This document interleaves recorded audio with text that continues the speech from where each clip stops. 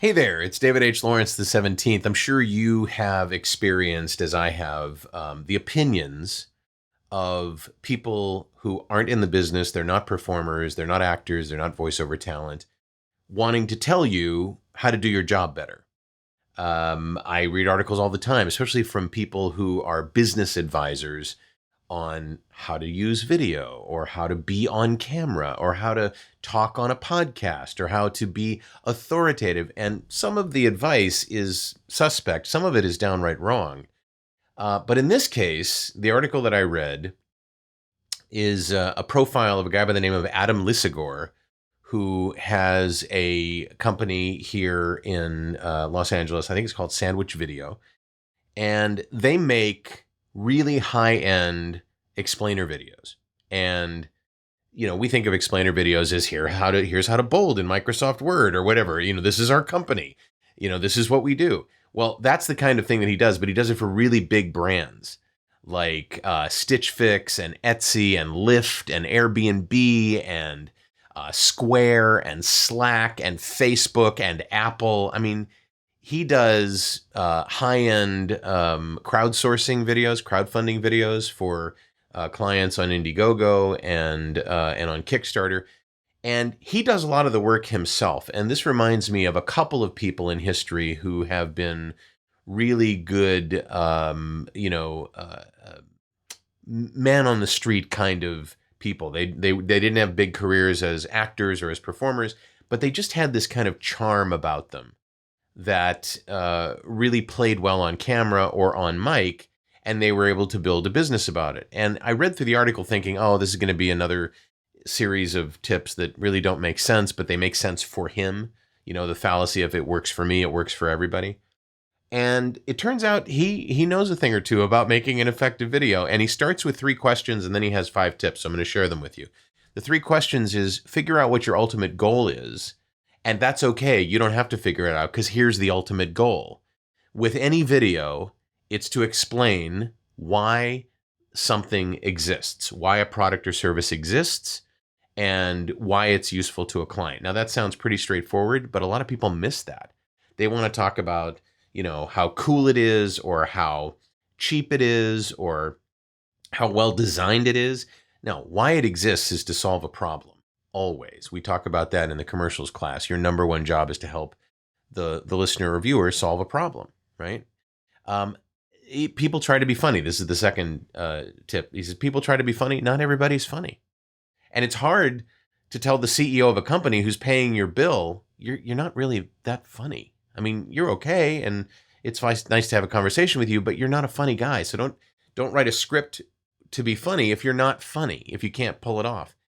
And speaking of founders and CEOs, you always have to ask yourself, why are they on camera? What is it about them that they should be on camera versus somebody else who could tell the story better? And often it's just prerogative. It's just privilege. It's like, I started this company, I'm going to do these videos, right? So those are 3 things to look at. But here are the 5 things that he talks about that I think really do make sense. And the first one is kind of counterintuitive, but it's don't be an actor. First one is don't be an actor. He says, authenticity is rarely the result of acting. So we're all actors. So it's kind of hard for us not to be actors. But when doing an explainer video, if you go into actor mode or announcer mode or presentation mode or talk show host mode or I'm going to show you how to do this mode, that's a patina that you don't need. Don't be an actor. It's not reading words well from the prompter. It's being able to tell an awesome story that you don't have to memorize. You don't have to regurgitate it. It's that reality that you just simply can't get if you go into actor mode. So that's the first one. 4 more. Speak as if you're sharing an idea with friends. When we do our workouts, I talk about this all the time. Don't do anything but pretend as though you're talking across the table at dinner with somebody, or you're talking to somebody, you're both out shopping, or you've stopped for a drink, or so you're just having a conversation that is so much more realistic and so much more accessible to the listener or to the viewer than if you have a very loud, quick, fast, like we tend to speak very quickly, very fast because we want to get that energy going, right? I'm hoping that when you watch these videos, you get the idea that this is how I would talk to you if we were sitting at my favorite restaurant having a snack, you know? We do wild things with our hands in the air, or we think about how we should put our hands. And, I teach people what to do with their hands when they're on camera. When you're presenting something, there are some things that you can do, but for the most part, you don't want to go crazy and speak with your hands, right? It undermines your authenticity. Number 3, after you record your video, watch yourself and really be honest. Do you like you? Do you like what you see? Not in terms of your performance, but in terms of you as a human being. And don't just stop with you looking at you and saying, yeah, I like me. Go to people that you trust that aren't going to, give you BS and just be a yes person, and ask them, is this person, am I in this video likable? Am I believable? Right? It's you want to make sure you go to people that won't just like say yes because they want to be friendly, but that will call you on your BS. They'll say, "What are you doing? What are you talking about? I don't get what this is." Right?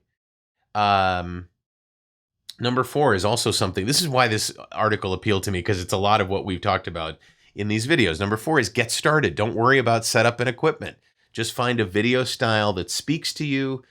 Don't worry about having the best camera or having great production values. Just get your persona established, what's comfortable and what's effective for you. Get started. That's it. And the final one, he says, is nobody gets the words right the first time. And not to beat yourself up, he says, here's a quote from him: only the super duper pros in the entertainment industry can nail a performance. That's looking at you, not me. Can nail a performance the first time. Most of us will get our words wrong at the beginning, right? So what he's saying is, don't beat yourself up. You get it wrong, that's okay. It's going to end up on the cutting room floor. Just take 7, whatever it is. You'll get it right. It'll be fine. Not to worry. Don't be so hard on yourself. And here's a bonus. In the course of the article where they profiled him, they asked the question, what's the perfect length for an explainer video? And, it depends, obviously, but what he really likes is 90 seconds. And he kind of talked about a different version of what I said when I talked about podcasting episode length. Like, don't make it so long that it's almost unattainable in terms of people's mind share and the amount of time that they can spend with things. Make them shorter and more often. So instead of a 60-minute interview, do 6 10-minute interviews, part 1 through part 6. He says explainer videos, for him, the best length is 90 seconds, which you can't tell the company's whole story in 90 seconds or show how to use a product in 90 seconds, the whole thing, but you can show a part of it. In fact, I'm doing those things right now with Rehearsal Pro. Instead of showing you the whole process of recording and rehearsing with a script, I'm showing you how to highlight with a script, and then how to record the scene with the script, and then how to use the adjustable timeline with the script in chunks, small chunks. They're very digestible. So lots of great stuff there. I hope that's helpful. Anything you'd like to add to that? Anything that when you're doing your explainer videos, when you're the voice of an explainer video, you found works really well for you? Or do you disagree with what he said? I mean, it's kind of hard to argue with success, but maybe it doesn't work for you. Let me know in the comments below. Let me know what you think. And leave those comments, by the way, on vo2gogo.com. You can leave them on YouTube if you want, but vo2gogo.com is moderated, and it's polite, and it's got some great industry resources for you. If you'd like to subscribe to my channel on YouTube and be notified when these new videos come out, go ahead and click on my head there. If you don't see a head there, look for a subscribe button somewhere below this video. You want to see the latest episode I've done, click on that frame and YouTube will play it for you. I'm David H. Lawrence, the 17th. Thank you so much for watching, and I'll talk to you tomorrow.